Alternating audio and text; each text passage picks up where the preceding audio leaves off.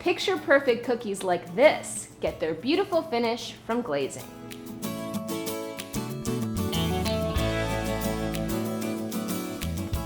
Anyone can do this technique. All you need is a spoon and some really nice icing. So here I've got some royal icing that I've actually thinned down a little bit so that it's a little bit easier to work with just some water.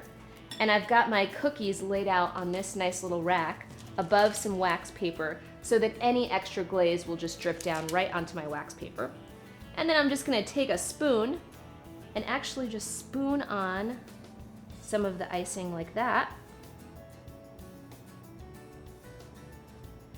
And I'm just gonna have a little paintbrush like this, and this is perfect for just kind of smoothing the icing all the way to the edges.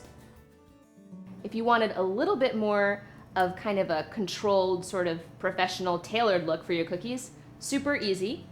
You just get out some of your royal icing that you have in a piping bag. This is the thicker stuff that you haven't thinned down to do your glazing, just au naturel royal icing. And I'm just going to put it in a piping bag with a nice round tip. And I'll show you, you can use this to outline your cookie.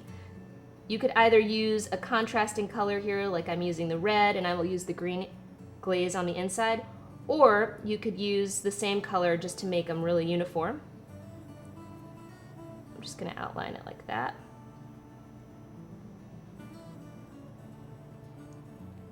And then once I've got my outline done, I'll just pour in some of my thinned royal icing right into the middle like that. And then using my little trusty brush, I'm just gonna push it right to the edge of my outline. Now you wanna make sure you do this while your outline is still wet, because what'll happen is, as you push the glaze to the edges, it kind of melds with the outline, so you get a nice tight finish. This is like creating a dam with the icing and then flooding it inside with the glaze. So I can either use a contrasting color like this, but if you use the same color, no one would ever know that you did the dam and flooding technique. They would just think that you happen to be a really good glazer. So the outer dam really prevents the icing from going over the sides of the cookie, giving you a nice clean edge. And then once you've got your cookie all glazed, you can always add a little embellishments, and you can have fun with this. You can use all sorts of sugars, you can use sprinkles, little beads like this, even little trees.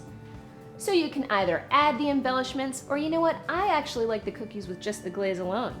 Either way, it is a simple technique for a simply elegant look.